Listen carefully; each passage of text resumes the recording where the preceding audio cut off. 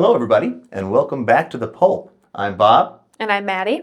And today we're talking about something that everybody in the manufacturing sector deals with, retention. Getting people hired is one thing, but keeping them engaged and on board for the long term can be a challenge, but also an opportunity. A lot of times when people leave within the first few months of employment, it's not just about the job itself. It's about the experience that they had over the first few days, weeks, or sometimes even months. So today we're going to talk about why that happens and what types of things can make a difference in retaining those employees. So let's go ahead and get started. All right. So, Bob, Yes. What do you think new employees notice in their first week that sticks with them? So one of the biggest things that employees notice is how people treat them. I think, it's not just at the management level, but also from their supervisors, coworkers. And it's the simple things like, has my supervisor introduced me to my coworkers, right? Were my coworkers welcoming when I was introduced to them? Are they trying to help me out?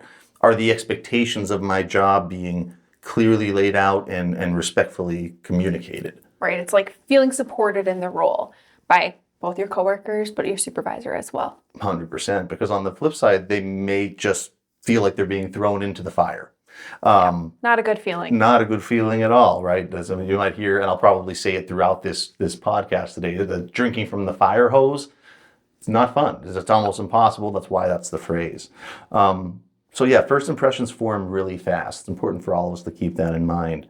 People usually decide within their first couple of weeks, but even sometimes within their first few days or even hours, whether they feel that they've made the right decision in taking that new job. Mm-hmm. So have you seen any examples where something small that someone did early on made a difference and maybe helped them stay on longer or encouraged them and helped them feel confident? Yeah, 100%. It's almost always something small, right? Like we think of the big things. Very few places have a big light up sign that says, welcome new hires. Here's how your first day is going to go when they walk in, right? But some of those same things that I already mentioned in that previous answer. Are supervisors checking in? How are things going today? Is there anything that you found confusing? What can I help you with? Mm-hmm. Are coworkers checking in and showing them how to do things, not just the right way, but the safe way?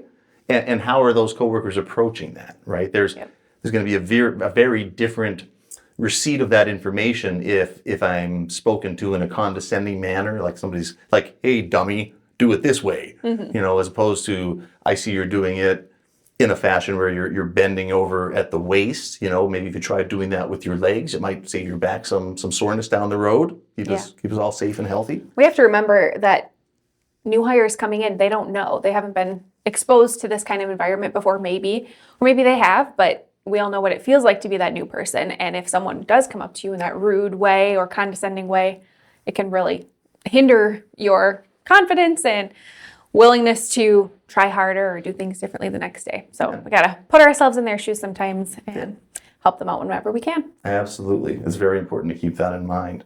An important point that you made, Maddie, is that even if they have been in that environment before, it doesn't matter if you worked for another paper converter or a paper mill or even on the same manufacturer of the machine, the setup of the floor, the way that things are done are differently. So a lot of times it's important that somebody that has that experience doesn't come in too full of themselves with that knowledge that they're not willing to learn from their coworkers. But also on that same note there, sometimes people come in and they have habits built up from a previous workplace. So they do need a few reminders. But again, it's how you go about those reminders that can make a difference in their... And how they're received. Yes. No, that's very good. So keeping all of these things in mind, what we're trying to do is ensure that not just that we're keeping employees retained in the long term, because we've had a very good track record of that when you look at our employees that have been here 5, 10, 15 plus years, where we, and I think a lot of other companies in present day struggle, is that first 90 days, that evaluation period. Unless you're a new employee, what you might not know is that we recently implemented a new hire satisfaction survey to try to capture the experience that the employee is having over those first 90 days. Maddie helped us get that all uploaded onto Motivosity. Yep. And so the way that we've been approaching that is that supervisors and HR are getting reminders as employees approach those 30, 60, 90-day mile markers, so that the new hires are reminded to fill out that survey, and then HR can review and go over any of those answers with that same employee. So that as things unfold, we'll start to see data of employees that leave within the first 30 days answer their new hire satisfaction survey questions in this particular manner and help us to adjust things from there. And I think now we're about a month into that and seeing some good results come in. And it's been really great for the people that are being honest and giving us that feedback so that we can make improvements. Yeah, absolutely. Specifically, better the experience. 30 and 60-day trends are really starting the turnover rate is starting to go downward. And as that continues on, we'll hope to see that go into the 90-day time frame as well. Yeah, so we're really using that feedback and checking in and talking to the supervisors. Hey, this is what they're noticing, and getting them to go out and talk with the employee and see where they can help them out and make them feel better and more supported at work. Yeah. And now that sort of has to do with retention that I'd say we can control. So I don't mean to put my hand over on a microphone, but retention that, or a phase of retention that we can help to control, right? The way that we're treating new hires as they come in through the door. A phase that might be a little bit more out of our control, but that we can help everyone to understand, is how attendance impacts that turnover and retention. Okay, so Bob, what is the difference between enforcing an attendance policy and building a culture where people want to show up? Oh, that's a really good question. So the policy itself is important because it creates clarity. It lays out in black and white what you should or shouldn't do as far as attendance is concerned, right? But the way that attendance policy is received and practiced is what creates the culture, right? So if I am coming to work simply because I don't want to receive a verbal counseling or a first written warning, which might result in my not receiving a perfect attendance award or having my profit share reduced. So I am purposefully saying all these different reasons that give incentive to be here. But more than that, it's when you think about what it does to the person that works next to you.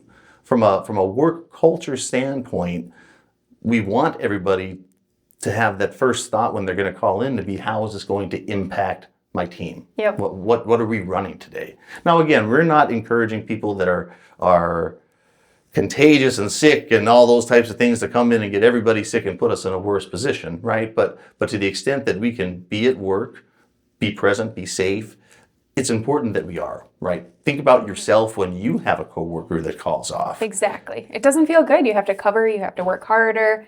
You're running around. It just And while I hope it doesn't happen often, I'm not naive enough to think it doesn't. It also becomes a game of tit for tat. I call off, and it shows that I don't care about my coworkers. When they call off, they start to think, well, so and so didn't think about me the other day when they called in, and it becomes just a vicious cycle. So, yeah, let's not do that. be a team. Generally good advice, yeah.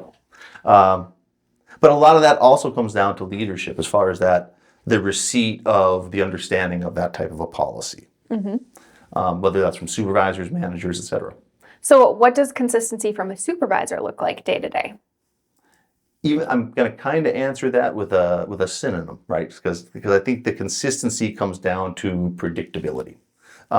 Employees should know what to expect from their leaders on a day-to-day basis, and that means that expectations need to be set the same for everyone, rules applied in the same way, and communication be steady and clear on those subjects. When employees see that things are being handled fairly and consistently, it builds trust pretty quickly. But on the other hand, if employees are seeing inconsistency from their leadership, it creates frustration. If one day something's okay, but the next day it's not. Or for one person it is, and the other person it's not. Depending who did knows that who particular spent- thing, yes. or who knows who.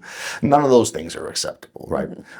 Good supervisors create stability through accountability for their teams. When people know what's expected of them from their manager, they're going to handle situations fairly, then it creates a much more healthy environment. And even, it's not just the supervisor to the team member, it's even across the board. Each supervisor needs to be consistent with each other. So they're all following the same expectations and making sure it's consistent that way too. Yeah, absolutely. And to all the supervisors that are listening, sometimes a healthy conversation is necessary. Those should be held behind closed doors so that we're not sending mixed messages to our employees on the floor. Mhm. All right. So why do small things like communication and follow through matter so much? It's what provides closure to employees in many cases, Mhm. right? I'm thinking of it more now from a standpoint of an employee comes to a supervisor and says, hey, there's something wrong with this part of this machine. If the supervisor goes to maintenance, makes them aware of that, maintenance fixes that issue, but the loop is never closed to the employee, Right. that employee has no idea that was fixed. It may have been fixed 3 weeks ago, and at this point, they're a month deep into stewing over the fact that they brought something to their manager's attention and it hasn't been fixed, right? Mm-hmm. That follow-up is so important. Those are the small things from a communication standpoint for me that matter. Yep. Even using recruitment or anything else as an example, if I'm talking to a customer, which in HR is, you've got internal, external, all those, right? But if I know that somebody's waiting on a job offer and it's Friday afternoon, I'm going to call them on Friday afternoon, even if it's to say, I don't have an update for you yet today, Yep. but I'll be in touch early next week so that they know where things stand, right? Mm-hmm.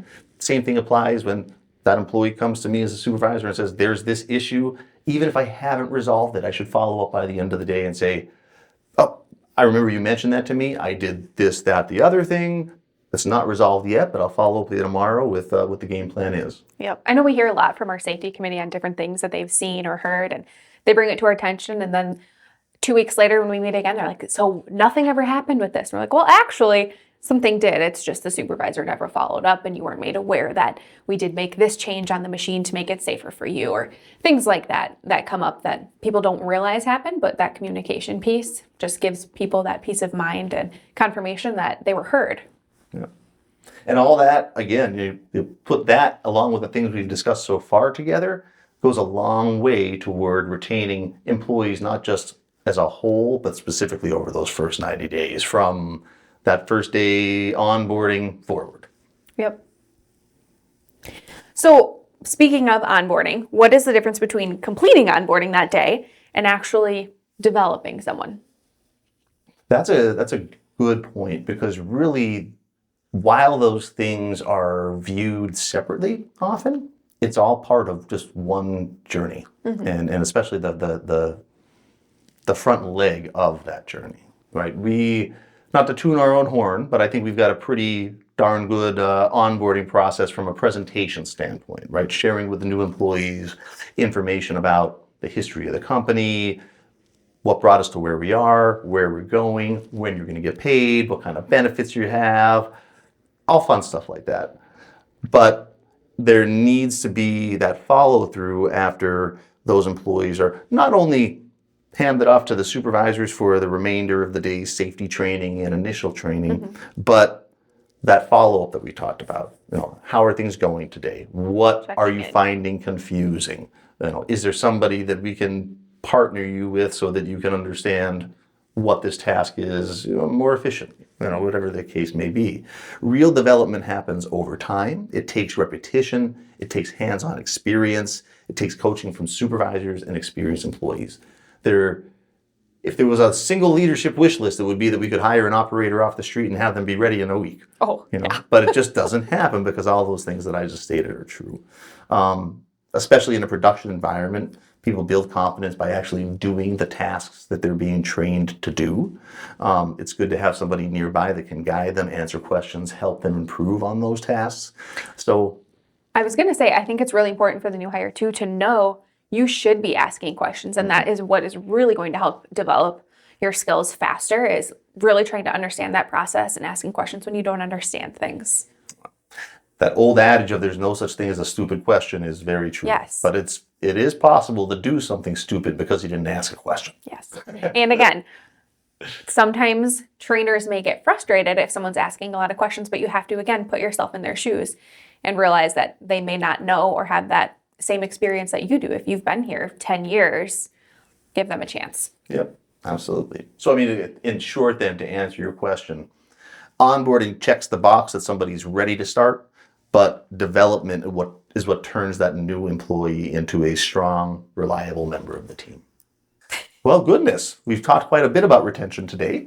I don't want to take up too much of everybody's time. I think our last few episodes ran a little Longer. long. So with that said, everybody keep in mind that retention is not just an HR metric. It's something that we all own. It's the result of what happens every day on our floors, how we train, how we lead, and how we support each other as a team. So thanks again for listening to us on The Pulp. We'll see you next time. And until then, stay safe, stay curious, And keep making Procon great.